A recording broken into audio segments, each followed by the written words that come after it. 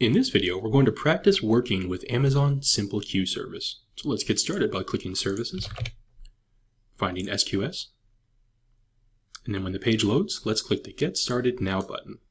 Now for the queue name, I'm going to go with my default here, so example SQS. And of course, we do have two types of queues. We have the standard and the first in, first out. So for this example, I'm going to use the first in, first out, and for that to work, I need to attach the .FIFO. And then click FIFO queue. Now we are going to leave all of the queues settings at default, and we could just click the Quick Create Queue Now, but let's just go down the options that we could change if we wanted to. The first option here is the default visibility timeout, and this is the length of time that a message received from a queue will be invisible to other receiving components. And what that means is, in order for the same message not to be processed multiple times, you set this default so that for 30 seconds, once a message is received by an agent, it can't be received by other agents. Next is the message retention period, which is the amount of time that the SQS will hold a message before deleting it. Next, we have the maximum message size, which has to be between 1 and 256 kilobytes. And then we have the delivery delay, which is the amount of time to delay the first delivery of all messages added to this queue. If you need messages to have a cooldown period after they're added to the queue before they can be received, then you'll change this delivery delay.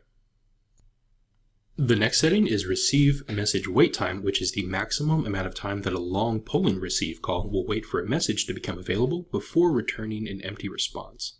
And just so you know, long polling helps reduce the cost of Amazon SQS by eliminating the number of empty responses when there are no messages available for a receive message request, and false empty responses when messages are available in the queue but aren't included in a response.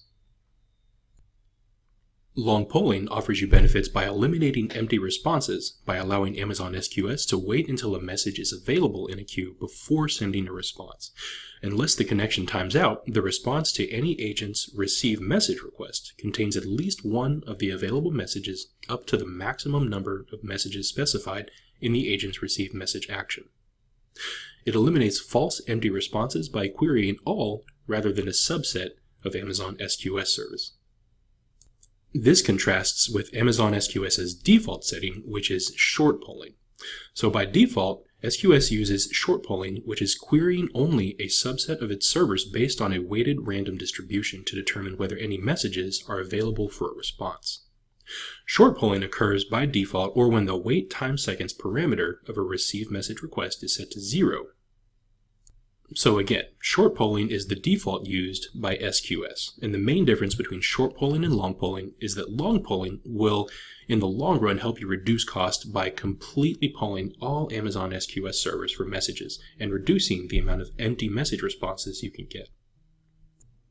Content-based deduplication refers to the deduplication feature that SQS offers, and what this is if a message with a particular message deduplication ID is sent successfully, then any messages sent with the same message deduplication ID are accepted by the queue successfully but aren't delivered during the 5-minute deduplication interval. If you choose to enable content-based deduplication, then that allows you to use a SHA-256 hash of the body of the message instead of the attributes of the message to generate the content-based message deduplication ID. We're going to leave this as the default disabled for now, though. Next is dead letter queue settings. So just so you know, Amazon SQS supports something called dead letter queues, which other queues, or source queues, can target for messages that can't be processed or consumed successfully. Dead letter queues are useful for debugging your application or messaging system because they let you isolate problematic messages to determine why their processing doesn't succeed. If you choose to enable the use redrive policy under the dead letter queue settings, then this means you can send messages into a dead letter queue after exceeding the maximum receives. We are going to leave this on the default disabled for now, though.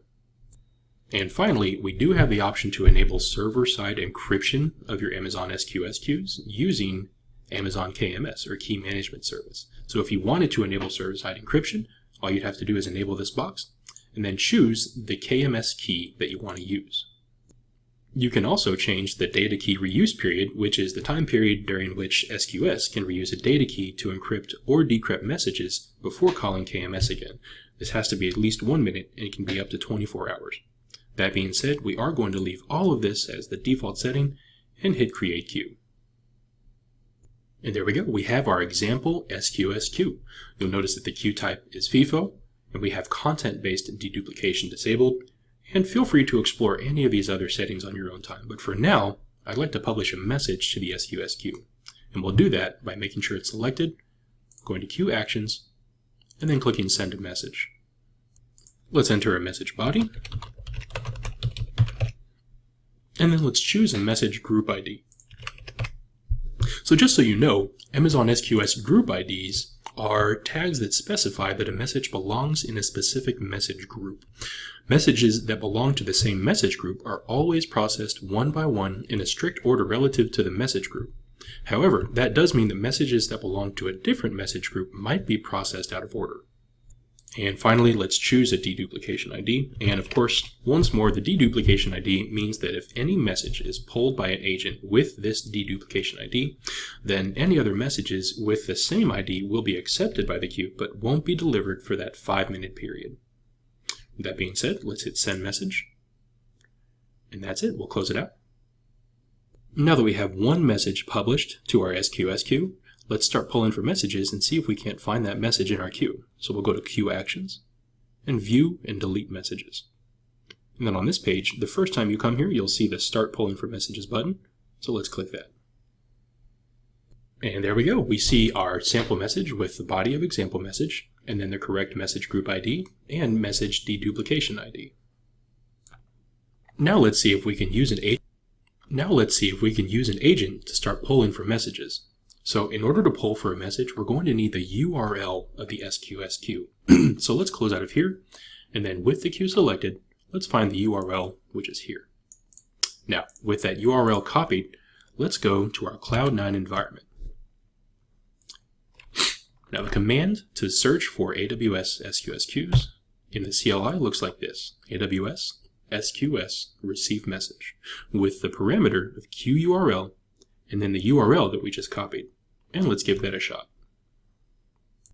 And there it is. It's returned an array of messages, and of course it only has one message now, but we can see by the body that that is the message we created in our SQS queue. Now that we've seen how we can pull for SQS messages, let's go ahead and delete the message that we have in this queue. So we'll go back to Queue Actions and View and Delete Messages. Start pulling, and let's find our message and delete it. There you go. Now it's pulling for messages and there's nothing there, and we can confirm that by going to our CLI and trying to receive messages, and of course it returns nothing. This concludes how to work with Amazon SQS messages, so if that makes sense, then feel free to move on.